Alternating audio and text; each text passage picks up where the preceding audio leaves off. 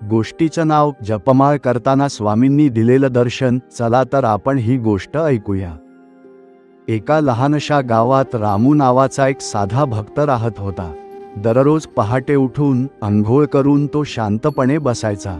हातात जपमाळ, ओठांवर फक्त एकच नाव, श्री स्वामी समर्थ, श्री स्वामी समर्थ. दिवस गेले, महिने गेले, पण आयुष्यातील दुःख काही संपत नव्हतं. कधी घरची चिंता, कधी पैशांचा ताण, तरीही रामूचा जप थांबत नव्हता. एक दिवस जप करताना त्याचे डोळे आपोआप मिटले. मन एकदम शांत झालं आणि अचानक त्याला एक दिव्य सुवास जाणवला. डोळे उघडतो तो काय पाहतो?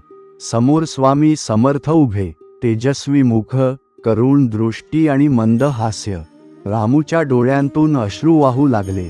तो काही बोलणार तोच स्वामी म्हणाले, जप करताना शब्द मोजले जात नाहीत, तर श्रद्धा मोजली जाते. तुझा जप मी ऐकत होतो, म्हणूनच आलो. क्षणातच स्वामी अंतर्धान पावले. पण त्या दिवसापासून रामूचं आयुष्य बदललं.